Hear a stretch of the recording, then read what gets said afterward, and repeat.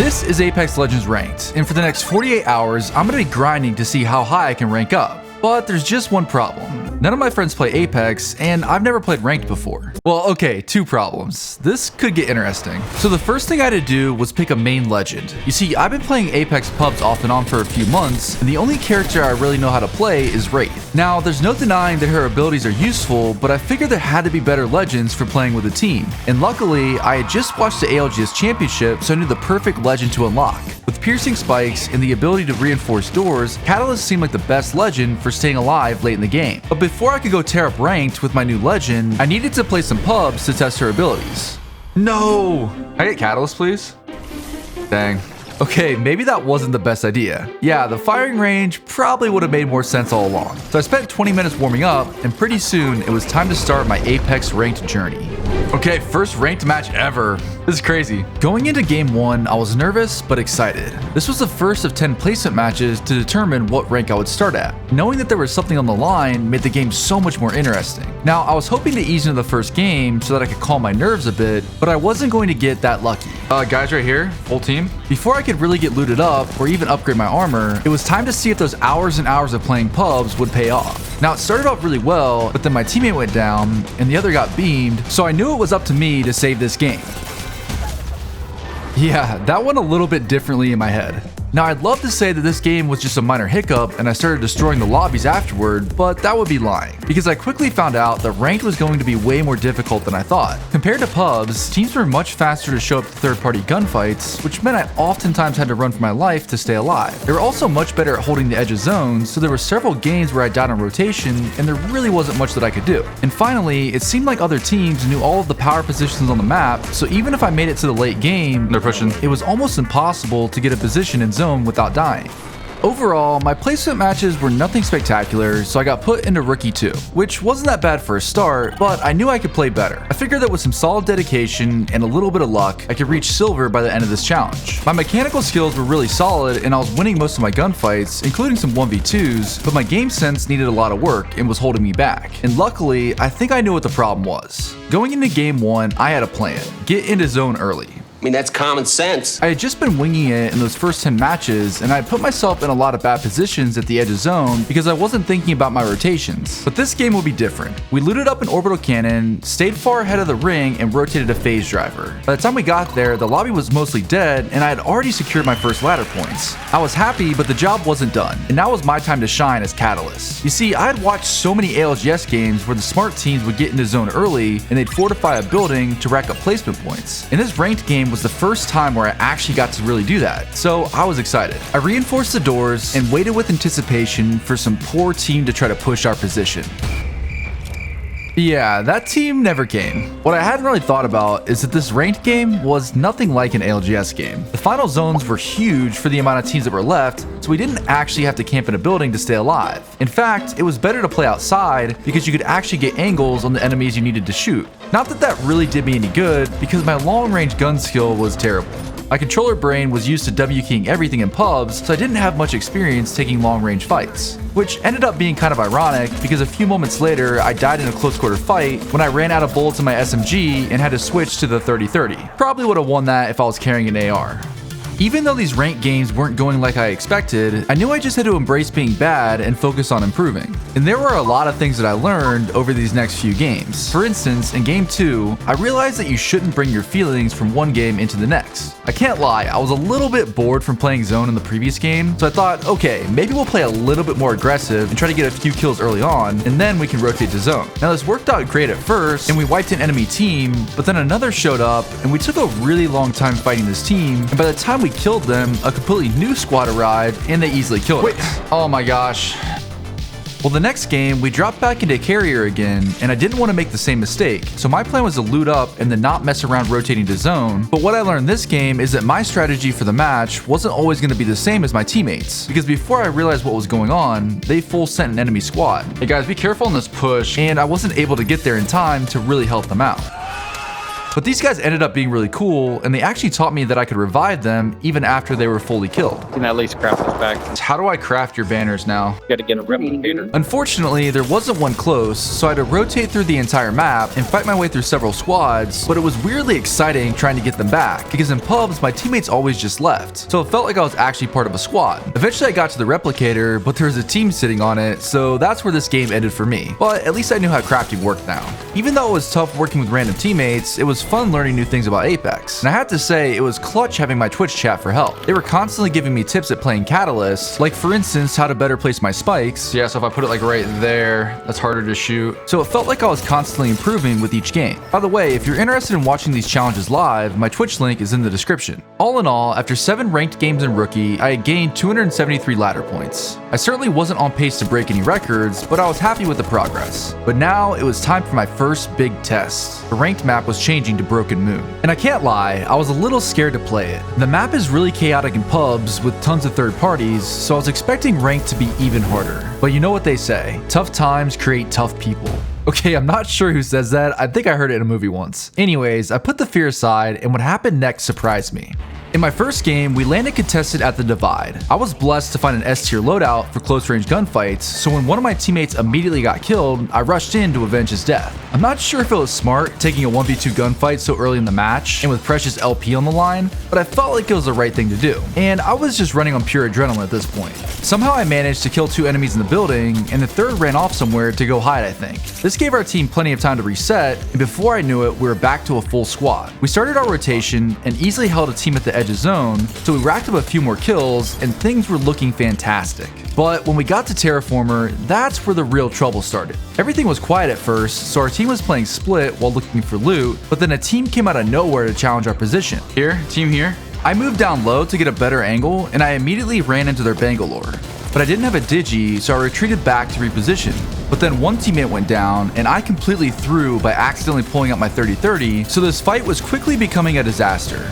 My teammate rushed in like a madman, and he went down too, and by that time a new squad was rolling in, so there was really nothing else to do but run for my life. All hope seemed lost, but then I remembered the new skill that I had learned. Am I able to craft banners? Okay, it's a little bit of a stretch to call crafting banners a skill, but look, I was proud to craft my very first one. So I respawned both my teammates, and just like that, we had a shot at redemption. At this point, there were 2 other squads left, and I wanted to get a position in zone. I probably just want to get in and try to take this other building and I can reinforce it. But one teammate went back for his stuff and died, so by the time we got there, it was just me and the fuse left. However, unlike my first ranked game, this time my defensive strategy worked like a charm. One of the 2 teams pushed us, but they couldn't get inside our building, which left them completely open to take damage from the third team. Now, I had planned to stay here as long as possible, but with the ring closing in, my teammate had a completely different idea. Knocked one. So with our placement points hanging in the balance, I knew I had to get these last 2 teams to fight. And lucky for me, my legend had the perfect weapon to make this happen. And somehow it worked. The last 2 teams fought, and I quickly secured a 2nd place finish for my team. Now I know it might not seem like much because I didn't get the win, but this game changed everything for me. I started to realize that Catalyst wasn't just a defensive legend. Her abilities could be used offensively to cut off angles and make teams do what you want them to do. In one of my next games, we were racing to zone against a team to our left, so I threw out my ultimate, which cut off their rotation and trapped them between the ring and this rock. This caused the Horizon to panic and split from her team, which allowed us to get a few easy kills because they were stuck in a horrible position. What I was learning from solo queue is that my team of randoms always seemed to end up playing edge instead of zone. So getting more comfortable using Catalyst's abilities to block off angles and play out in the open was helping me secure more ladder points. In just 8 games on Broken Moon, I gained almost 800 LP, and it seemed like getting into silver by the end of this challenge would be easy. But if there's one thing I should know by now from playing Apex Legends, it's to never underestimate this game. Because just when you think everything's going to plan, the unexpected happens. Just as I was getting into a role on Broken Moon, Apex rolled out a new update which changed the ranked map to World's Edge. Now you might be saying, what's the big deal? World's Edge is awesome. And while that might be true, I literally did not know this map at all because it wasn't in rotation when I started grinding Apex. And not surprising to anyone, I had quite a few games early on where I lost ladder points. No, I basically had no idea where I was going, so it was very difficult to help my team if we were contested at our drop spot. I mean, I literally just don't even know what to do. And in other games, when we made it out of our first POI alive, it wasn't that much better because I was still pretty much useless in gunfights. I didn't know where to look and what angles to check, so I was constantly getting lasered. Now I'm normally a pretty aggressive player, but this caused me to play extremely cautiously to avoid getting knocked. But that wasn't exactly ideal because my teammates had no problem getting down. So then I usually found myself in the tough situation of deciding if I should full send it for the squad and go out in a blaze of glory, or play my life and try to get some placement points. It also didn't help that I was getting what I would call the full solo queue Apex experience with my teammates. Many of them didn't communicate. You guys want to push these guys? Some of them complained all game. Don't f***ing make. Oh my god, dude. And then some were, well, She'll be coming around the mountain. Uh-oh. okay, these guys were actually a vibe, but that wasn't exactly what I was looking for in ranked. Now, this wasn't my first time dealing with, shall we say, interesting teammates, but up to this point, the random players hadn't really been affecting my mental because at least I knew the maps and could help my team get kills. But after several games on World's Edge, I was starting to get a little frustrated because the games just weren't going very well. This map reminded me a lot of Middle-earth in The Lord of the Rings, and it was like my teammates and I were the hobbits, while our opponents were all of the cool characters. We essentially had no chance of winning against them without any plot armor. But I wasn't going to give up that easily, because failure was not an option, and I needed to get into silver. And luckily, the Apex developers had created a way for players like me to earn ladder points. If my team couldn't consistently win gunfights, and we couldn't get any placement points, I had to fully give into the darkness and transform into my own worst enemy.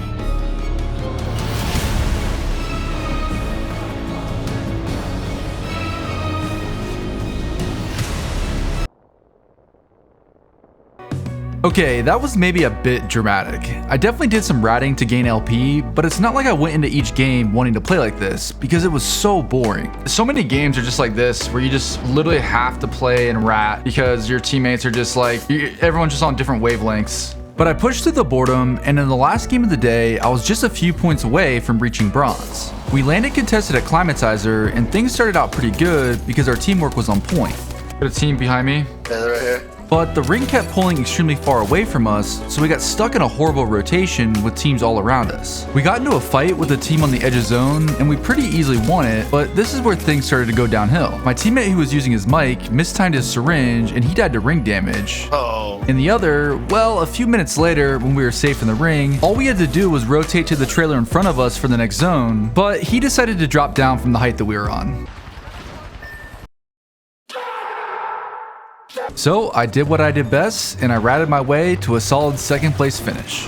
Not exactly how I wanted to rank up, but it worked. I was exhausted from playing for 12 hours, and I was kind of bummed with how these last games on World's Edge had turned out. But my Twitch chat cheered me up when they let me know that I had a ton of unopened Apex packs. Oh, I have 108. Oh my god, that's crazy. I thought that you could only get them through the store, so I didn't realize that I'd been collecting them by playing pubs. Well, I opened a bunch, and I didn't get an heirloom, but I did get enough crafting material to buy a new skin. Let's go! Which made me feel better. I logged off for the night, and I went to bed wondering if it was even possible for me to solo queue all the way from bronze 4 to silver in just one day. Do you ever just wake up and feel like it's gonna be a good day? Well, I don't know what it was, but I was fired up for day 2, and I wasn't gonna let this new map bring me down. And after a few warm-up matches, things started to really heat up because I got several games in a row with great teammates. In this game, we got into gunfights with 2 different teams early on, and we won them, which wasn't anything new, but the big difference between this game and a lot of the previous ones was we disengaged from several fights to focus on making rotations. For instance, later on in the match, we got into an engagement with a team at Countdown, and it was just taking forever to fight them because they had a rampart on their team. And in the middle of the fight, the zone pulled far away from us. So instead of playing for eliminations, which don't give you much LP, we made the smart play. Alright, I think we can take the one out of here. And then we made a similar decision to rotate to safety a few minutes later when a team snuck up on us near the edge of zone. Oh, right in front of us, right in front of us. Yeah, I'm rotating. One of the biggest things that I was finding in ranked was that in the games where my team did well, it was usually because we were communicating, and more importantly, we were playing our lives. It's easy to get tunnel vision in a BR when you see an enemy squad, but you don't have to take every fight that comes to you. Now, as fate would have it, the end game didn't go our way because the zone pulled far away from us to the high ground around Mirage's POI. We tried to aggressively take the height with an evac tower, but we weren't able to secure a win. I couldn't complain though, because I gained over 200 LP and I ranked up to bronze 3. But if I thought that game was good, the very next game was even better, because once again, I had W teammates. We landed at Thermal Station, and we wiped the enemy team that landed with us, so I was having a bit of deja vu from the last match. But the big difference in this game is it happened to be one of those times where the zone just comes to you. So we're in the next ring. Seriously, we hardly had to move at all, and we quickly found ourselves in the top 3 with a great chance to secure a win. Got 2 teams here, so one's there. Where's the other team? On the other side. We need to wait till last circle. We're still in this building. We let them meet each other. Yeah, no, for sure. Our team was locked in, and when one of the squads decided to push us, they were no match for the building that I had fortified. I ended up baiting for my team, but they got the trades, and soon it was time for us to rotate. I threw out my ultimate to create space for our team to play, and while they took care of the solo player ratting beneath us, I pushed ahead to get shots on the other team. I had become more comfortable running back and forth through my ultimate, which made getting these last kills much easier. And pretty soon there was just one player left to eliminate. Let's go. Good game, guys. The momentum of this huge win pushed me forward, and before I knew it, I was on the last match on World's Edge before the map changed. I had continued to gain solid LP after that win because my gameplay was hardly recognizable from the day before. I was starting to figure out the POIs, and more importantly, I was taking my gunfights with confidence. I was also getting more comfortable taking longer range fights because my aim was improving at this distance. I've never been a huge fan of burst guns, but the Nemesis and Hemlock were just melting players if you could hit your shots. It also didn't hurt that the Apex matchmaking gods had continued to bless me with good teammates. Playing ranked with a solid squad was like playing this game on easy mode. So when this last player was ratting and caught me by surprise, it didn't even matter because he definitely wasn't going to clutch a 1v3. I ranked up to Bronze 2 and the stage was set for an epic showdown on the final map of this challenge. Now, if there's one thing you should know, it's that if World's Edge was my least played map, Kings Canyon was not far behind it. So just like before, I didn't really know where I was going or what I was doing, but this didn't really faze me at first because I knew it was going to be rough like World's Edge. And I was still riding high from breezing through the lower ranks of Bronze in such a short period of time. I knew that if I put my head down and grinded, I could figure this map out too. It also helped out a lot that I was playing a great Legend for solo queuing, and I was getting better with each game at using her abilities. There were many times on this new map where I should have died, but her ultimate came in clutch for getting away. There aren't many Legends who could survive an evac tower blowing up and make it back safely to their team. I was also using her tactical spikes more and more, and they're helping me control the pacing of my gunfights, as well as helping me down enemy players. I had struggled at first, but at this point in the challenge, her tactical and ultimate had become part of my muscle memory. I had been a Wraith main in pubs, but Catalyst was now easily my favorite Legend so far in Apex. However, after a couple of hours on this new map, a pattern began to emerge. Almost every time that I had a good game, like when I got my first Kings Canyon dub by third-partying the last teams left alive, it was immediately followed by several horrible games. I was finding that in most of my matches, my teammates and I weren't communicating hardly at all, and we weren't playing like a team. We're gonna get held here. All right, take this zip. Yeah, in this game, my teammates popped an evac tower without telling me, and they got out safely, and I did not. Didn't realize that they were popping a zip. Oh, the randoms. The randoms are just so fun. So my ranked progress was starting to really slow down compared to the last games on World's Edge. And this slowly began to eat away at my mental. One thing that I hadn't factored into this challenge was the stress of solo queuing for a long period of time. I was starting to wonder if maybe the internet was right. Was solo queuing in Apex ranked a huge mistake? Oh my god. Solo queuing is I'm going through the ringer right now. It's gotta stay positive. But then something interesting happened. I queued into a game and we landed contested at Crash Site. I wasn't too familiar with this POI, so I went for a flank and I quickly realized that I couldn't go that way. Can I get over from here? I then got no audio on an enemy behind me and I had no choice but to drop down to safety while my teammates were eliminated from the game. I tried to craft banners, but there were just too many people everywhere, so this was looking like another chalked game. But sometimes when everything seems lost, that's when you find the breakthrough that you've been looking for. Because while I was ratting, I decided to change spots to avoid being seen, and my teammates did not like what I was doing at all. But I ignored their comments and I stuck with my instincts. And it was actually pretty funny because my teammates could not believe what they were seeing. Well, eventually I did have to move, and after healing up, I cleared out the team that was sitting behind me, which gave me complete control over this part of the zone. And pretty soon, my haters had done a complete 180. But the craziness was far from over because I had made it to the top 3, but now I needed to rotate into zone. So I snuck up behind the team in front of me, and when the moment came, I threw out my ultimate, which gave me space to play and also allowed me to sneak further into zone. And with the clock ticking down, I had one final trick up my sleeve. I knew that the more time I could buy myself, the better. So I popped an evac tower and I flew as high as I could into the air. Now obviously these guys weren't the best players because I should have been shot on the way up, but it worked and I secured a second place finish for my team. And more importantly, by changing my teammates from haters to friends, I realized that maybe I know more about Apex than what I was giving myself credit for. Maybe I needed to start playing with more confidence and start playing like a leader on my team. Now, it didn't happen right away, but over the next few games, I started to make more play calls and I tried to lead more during gunfights. Push back, push back. It wasn't easy because, well, Apex is hard, and oftentimes I was the only one on my team communicating. Broken, broken, broken. Push that, push that, push that, push that. And, you know, on top of that, the third parties on Kings Canyon are crazy. Third party's coming in. But by trying to be an in-game leader, even when the games didn't go perfectly, I was having much more fun because I wasn't relying on the luck of getting good teammates who could lead me to a win. I wasn't the best IGL, but you know, sometimes you just have to fake it until you make it. You need to push this building and third party this. Yes! Alright, we should have to rotate, guys. Let's go!